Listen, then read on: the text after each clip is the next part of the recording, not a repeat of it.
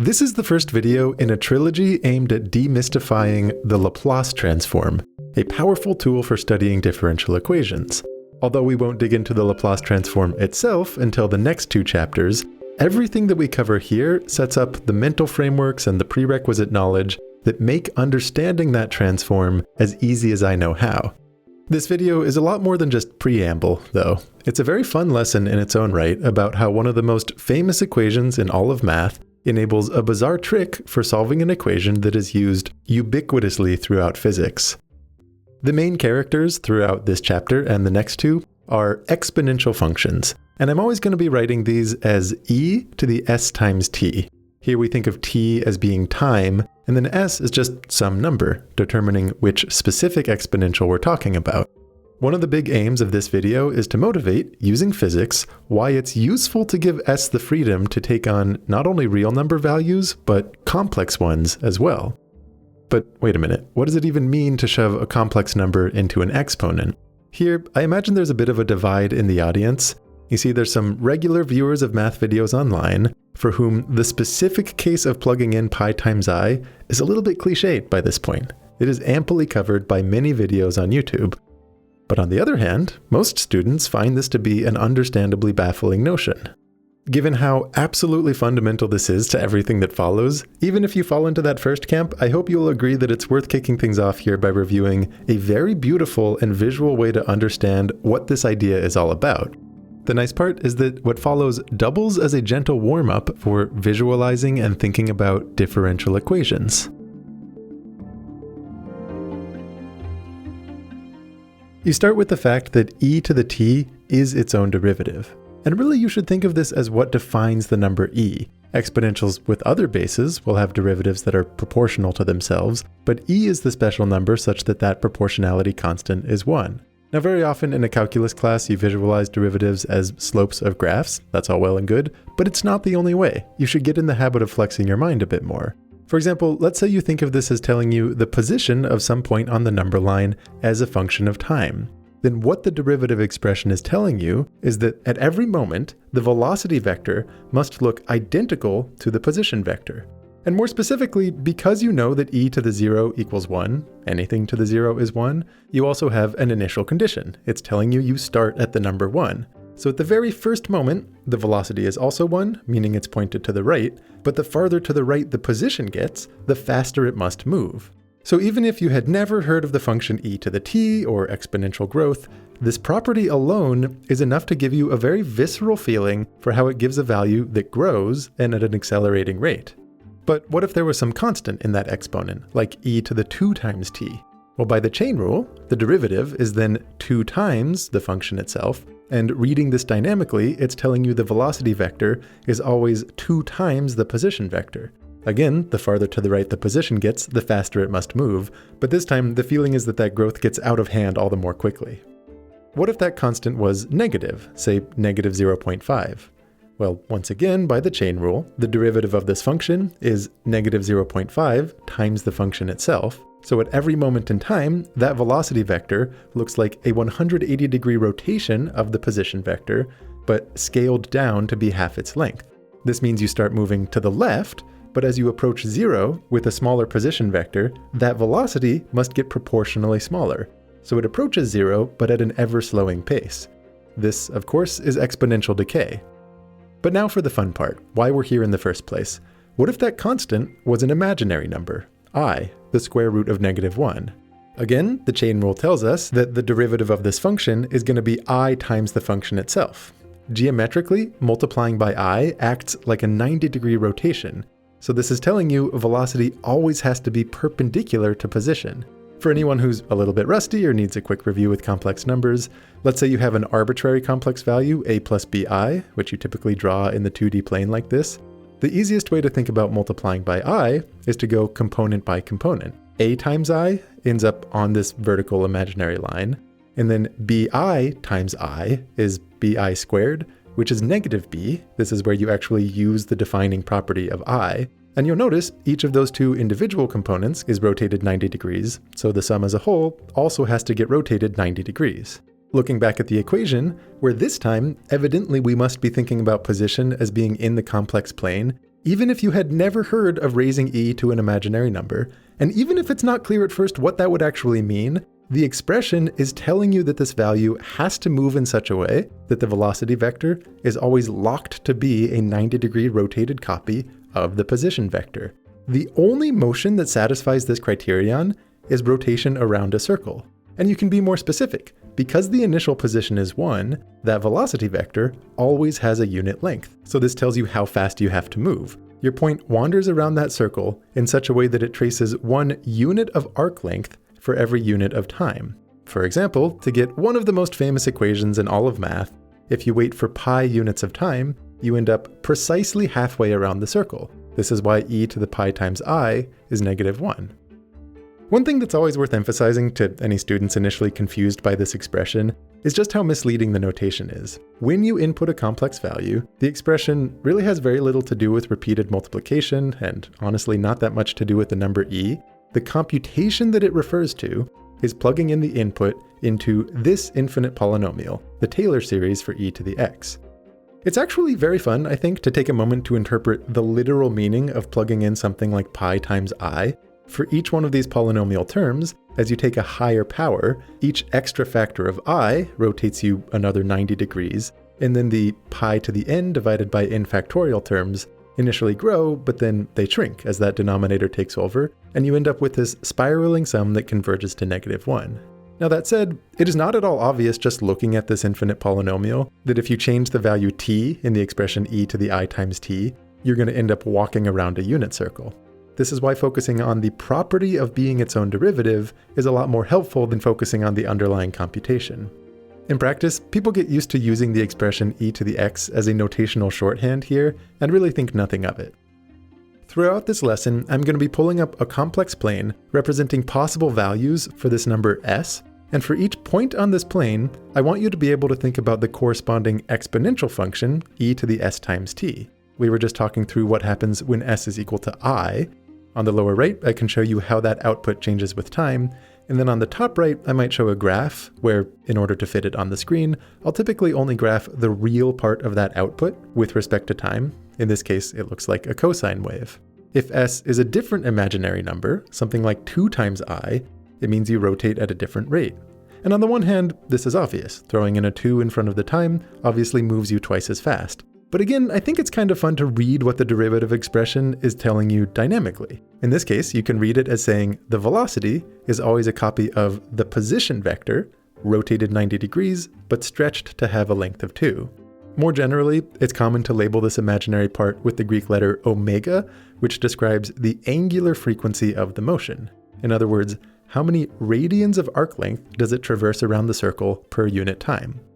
This is just the imaginary axis, but what about when s has both a real and an imaginary part, something like -0.5 plus I? On the one hand, you can split up the exponential, and this part here is telling you that the magnitude decays over time, and then this part is telling you that there's rotation. That's all well and good, but for fun, another way that you can think about it is to continue with the previous intuition. To understand what multiplication by any complex number looks like, you can ask what combination of rotation and stretching would place the vector at 1 onto this new value, s. For this example here, that would look like rotating a little over 90 degrees and stretching it out a bit. So the derivative expression is telling you this is always the relationship between the position and velocity vectors. And I think geometrically this gives you a very visceral way to see why the motion must be spiraling inwards. You'll sometimes hear engineers refer to this as the S-plane, which essentially means you should think of each point on that plane as encoding the entire function e to the st. The imaginary part of s is always telling you how rapidly the function oscillates and in which direction, and then the real part of s is telling you whether the magnitude grows or shrinks, positive real parts corresponding to exponential growth, negative real parts corresponding to exponential decay. This key equation telling us that velocity is some modified version of position is basically a differential equation. And for you and me, having just seen how an intuition for reading off a differential equation like this can explain what complex exponents mean, at least if you want e to the x to retain its core property, let's flip this around to get back to our core question and see how a different set of differential equations can motivate why you would ever care about complex exponents in the first place. The easiest case to show you what I mean by this is a very central example used all throughout physics, where you imagine having a mass on a spring. We're going to describe the position of this mass as x, which will change over time. The value 0 is going to correspond to the equilibrium position. The derivative of this position versus time function, of course, gives you the velocity of that mass, and then the second derivative, the rate of change of the velocity, gives you its acceleration. The key feature of this spring setup is that the more you pull that spring to one side, the more strongly it accelerates the mass towards that equilibrium position. More specifically, we say that the force, which is equal to mass times acceleration, that's Newton's second law, is often well approximated as negative k times the position. K here is just some positive proportionality constant. It tells you how strong the spring is, and this whole equation is telling you force is proportional to position. Now, the reason this example is used all throughout physics is because there are lots of other situations where you approximate a force as being proportional to some kind of offset. Often it's not exactly that, but as a first-order approximation, it really helps you model what's going to happen. It's also common to include a term here proportional to the velocity. We call it a damping term. This Greek letter mu is representing another positive coefficient, and the negative sign is telling you the faster this mass is moving, the stronger that damping force. Maybe you think of it as friction, maybe you think of it as air resistance. I remember as a physics student always being bothered by the fact that neither friction nor air resistance actually behave like this, but the better way to view it is that, again, this is a first-order approximation of whatever the slowing forces might be on this mass. The point is, we now have a differential equation. The position over time is an unknown function, but we know it has to adhere to this constraint. And your physical intuition probably tells you loosely what you expect the solution to look like here. There's going to be some oscillation back and forth, and then as it loses energy to whatever those damping effects are, the amplitude of that oscillation is going to decay. I'm going to go ahead and take this equation and move everything to one side of it so that we're setting a bunch of stuff equal to 0. As a quick reminder, with differential equations, there's not one specific function that solves it per se. For different initial positions where this mass might be, you're going to get distinct functions that also solve the equation. And that's actually only one out of two free parameters that we can change here, because all of these are solutions where the initial velocity is 0. But you could also imagine that the mass starts out with some other non-zero velocity, and every one of these combinations of an initial position and initial velocity corresponds to a distinct function that also solves the equation. So to solve this, really you're looking for a family of functions that solve it, and preferably you'd like some way to be able to narrow down which member of that family solves it for your specific initial conditions. So, how do you solve it? Well, there's this one very bizarre trick which I remember really bothered me when I was a calculus student who first saw it, which is where you simply guess that the answer looks like e to the s times t, where s is just some constant, something that you're going to solve for. The reason this really bothered me is that guessing and checking like this sort of just feels like asking the student to know the answer ahead of time. And also your physical intuition is telling you that an exponential is probably not really how this mass on a spring behaves. And yes, this is frankly unsystematic, but the point I want to make is that a desire to make this trick more systematic and more generalizable is going to be one of the things that leads you and me to the Laplace transform. Right here, let's just run forward and see what it gives us. If that position versus time really did look like e to the s times t, then when you take its derivative, you get the same function, but by the chain rule, you multiply it by s. And then the second derivative, again, looks like the same function, but it's picked up another factor of s. And then all of the other constants just kind of come along for the ride. What's very nice here is that you can factor out that e to the s times t term, and now everything that depends on time is tied up in this term right here. And moreover, exponentials will never equal 0. So if this equation is going to be true, it means that this part right here has to equal 0. So what you're left with is a piece of algebra. Solve this quadratic equation, one that looks kind of like a mirror image of the original differential equation that we had. The easiest case here is if we ignore that damping coefficient, basically setting mu equal to 0. With a little bit of rearrangement and taking a square root, what you find is that s is going to be plus or minus the square root of negative k over m. Now k and m are both positive numbers, so that means whether you wanted it or not, I, the square root of negative 1, has now entered the game. This square root of k over m term is something that I'm going to give the suggestive shorthand name omega, and rolling back, remember what it is that s represents. We were exploring the possibility that a solution to this equation looks like e to the s times t, if we plug in these values for s, you now know what that means. Plugging in a purely imaginary term like this corresponds to oscillation in the complex plane. Now, on the one hand, that is very weird because obviously our mass on a spring needs a real valued solution, not these complex functions. But on the other hand, the idea of oscillating kind of matches what you want to find. And it matches it quantitatively too. Imagine that you increase that value k, meaning you have a stronger spring. Well, then omega goes up, so that corresponds to faster oscillation, and your physical intuition backs that up. A stronger spring probably would give you faster oscillation. Even still, the result frankly feels bizarre, if not obviously nonsense. I mean, the position of the mass on a spring is clearly a real number. And if you zoom out, really what's going on here is that we found for the pure mathematical equation, divorced from any physics, there exists a complex valued function that solves it, namely e raised to the I omega times t. To connect this pure mathland answer to something that's actually physical, you need to squeeze out a real valued solution from this. And the animation on screen kind of gives you one indication of how you could do this. You could just ignore the imaginary part, only consider the real component of this solution. That does actually work, but a better way to think about it, which will line up with the overall story I want to tell here that navigates towards Laplace transforms, is to add up the two distinct complex solutions that we just found. When you add these rotating vectors tip to tail, the result stays constrained to the real number line. And in fact, the way that it oscillates on that number line over time looks like the function 2 times the cosine of that same frequency term times t. Now, the reason that you're allowed to just add two different solutions like this to get another solution is based on a critical property of our equation. It's what we call a linear equation, which means if you have two distinct functions that solve it, then when you add up those functions, that sum of the two functions also solves the differential equation. And actually, you have more flexibility than that. If you scale each one of those functions by some constant and you add them up, that scaled sum is also a solution of the equation. Remember, in solving an equation like this, we're not just looking for one function or even two functions. We're looking for a family of a whole bunch of solutions that will depend on the initial conditions. In this case, when we tried our admittedly random looking guess, and the math came back to us with two distinct functions, because it's linear, you can scale each one of those functions by some constant, add them together, and get a valid solution to the equation.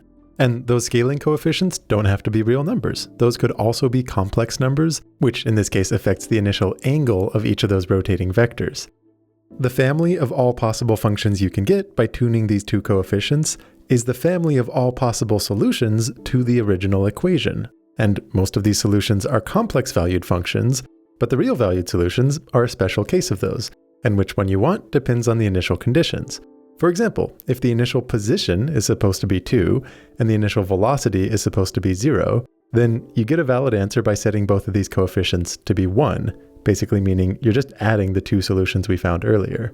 If the initial position is something different, then you simply scale both those constants by the same amount. Now, as presented so far, if this is supposed to be an example of why complex exponents are a natural and desirable thing, one of you could rightfully complain, this is all just needlessly complicated. If the so-called strategy is to just guess some function with a free parameter, it's not like it's hard to guess for this situation that a cosine or a sine would solve the equation, and you could have that frequency term be the free parameter that you're solving for. What you would find if you knew to make this guess is that either cosine or sine can totally solve this equation as long as you set that frequency to be the square root of k over m. And then, just as before, because this is a linear equation, you can get the full family of solutions by scaling both of these and adding them together. And this is another valid way to describe the family of solutions. Essentially, we're describing it with an alternate coordinate system. And you could argue this is a way more sensible coordinate system to use when we care about real solutions, because in this case, all the real solutions are what you get simply by setting those scaling coefficients to be real numbers. Isn't this just way more sensible? Why complicate things with complex numbers? The value of putting exponentials front and center makes itself clear as soon as we try to generalize things. So far, when we solved for s, we got these two different values in the complex plane that are constrained to the imaginary line. And as you change what the constants k and m look like, you end up with different imaginary values that, for your solution, correspond to distinct frequencies in the oscillation that you get. But think about what it means if we reintroduce that damping coefficient, mu. setting it to something that's not equal to 0. Well, in this case, solving the equation looks like applying the quadratic formula, and you don't really need to dwell on the details of the algebra here. I'm just going to go ahead and show you what it looks like if I increase the value of that coefficient mu, and we see where the two corresponding solutions for S land in the complex plane. The salient feature is that they have not only an imaginary, but also a negative real component. And just a few minutes ago, we talked all about what it looks like if you want to exponentiate something with a negative real part and an imaginary part. It both decays and oscillates, where the real part tells you how much it decays, the imaginary part tells you how much it oscillates. In this case, what I'll do is graph for you the real component of that exponential, and it kind of matches what you would expect of the spring. One thing that's actually pretty fun here is how if you increase that damping coefficient mu enough, eventually the solutions no longer have any imaginary part, and they only have a real component, meaning the solution just looks like decay, and when this happens, you call the spring over-damped. This whole example is called the damped harmonic oscillator. Like I said, it's very fundamental throughout physics, so just understanding it in its own right is a worthy enough task. But how far does this dumb little trick actually take us?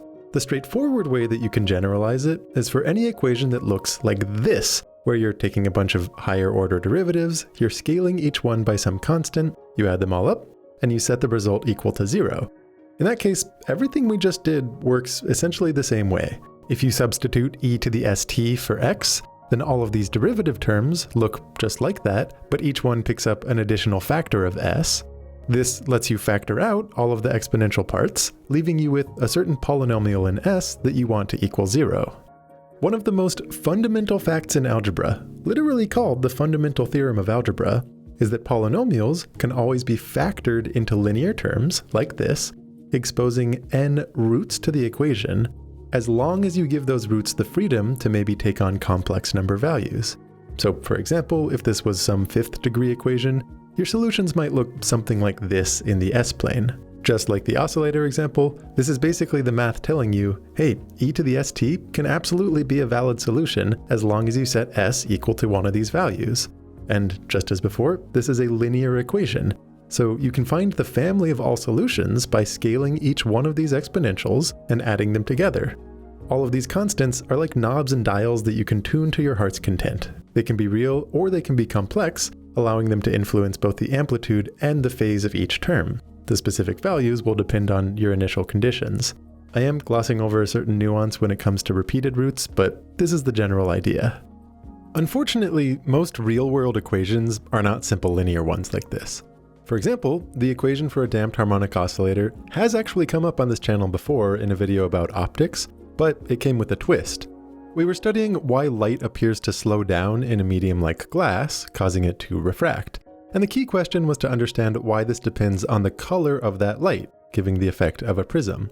Now, I'm not going to recount all the details here, but what you need to know is that deep in that video, we were modeling charges inside the material, like glass, as little damped harmonic oscillators. These little charges, wiggling about some equilibrium position, were being influenced by an external force, in this case an incoming light wave, which oscillated up and down as a sine wave. And critically, the frequency of that incoming light would in general have nothing to do with the natural resonant frequency of the oscillator. So in short, we were studying the same equation, but with this added term that looks like a certain cosine expression. Now, unlike the linear case, the family of solutions here does not look as simple as a linear combination of exponentials where you can freely tune all of those constants to your heart's content. And this dumb trick of just guessing e to the st certainly is not going to work. However, everything that we've discussed here does actually bring you a lot closer than you might expect. The solutions in this more complicated case do happen to look like a combination of 4 specific exponentials. It's just that unlike the linear case, you can't freely tune all of the coefficients. It's a lot more constrained. In fact, the whole substance of that prism example comes down to understanding exactly how big these coefficients are as a function of that incoming light frequency. This is a surprisingly common outcome where the solutions to some differential equation that pops up in the real world looks like a certain combination of exponentials, but with particular coefficients. This ubiquity of exponentials is why engineers benefit from an intuitive understanding of points on the S-plane and how they can encode growth, decay, and oscillation. You can kind of think about these functions e to the st as being like the atoms of calculus. What I mean by that is that complicated functions that describe our world can often be broken up into these parts, as long as you give S the freedom to take on complex values. And by breaking it up that way, they become simpler to understand and to study. This becomes especially true if you allow for infinite combinations, potentially over a continuum of values for S rather than some discrete set. We're going to go deep with that idea, and it is hard to overstate how powerful it is. The key question is, given some unknown function and a differential equation describing it, even if you assume it can be broken up into exponential parts like this, how do you actually find what those parts are? Taking the forced harmonic oscillator, for example, how would you know that the solution is built out of 4 specific exponentials? How would you solve for the appropriate values of S in the exponents? And how would you solve for the corresponding coefficients for a particular initial condition? There is a tool for this job, and as you may have guessed by this point, it's something known as a Laplace transform. If you watched the earlier chapter about Fourier series, a lot of what I'm saying here is probably ringing all kinds of bells. Imaginary exponentials as describing a kind of rotation, breaking up general functions as a sum of those rotating exponentials. And there is absolutely a connection here. A big part of the story I want to tell is how this Laplace transform we are building up to extends the notion of Fourier series and Fourier transforms, applying to a much more general family of functions. We're going to go into much more detail in the next 2 chapters, but here's a high-level preview. When you use a Laplace transform to solve a differential equation, it actually ends up looking remarkably similar to that dumb trick of substituting e to the st. In the context of our dumb trick, the differential equation turned into algebra basically because the act of taking a derivative is the same as multiplication by s, at least for these specific functions. That same thing happens when you use a Laplace transform, and it's for essentially the same reason too. What that operation does is translate functions into a new language, where these terms e to the st, the atoms of calculus, are the fundamental units. Then again, the fact that differentiation in time looks like multiplication by s for these terms means that in this new language, derivatives start to look a lot like multiplication, and differential equations start to look like algebra. To see how exactly this transform is defined, how you can visualize what it's doing, and how to use it to concretely solve a nonlinear equation, come join me in the next chapter. At the time I'm publishing this, an early view for that next chapter is available on Patreon, and my plan is to incorporate the feedback and get a finalized version out by next week. See you then.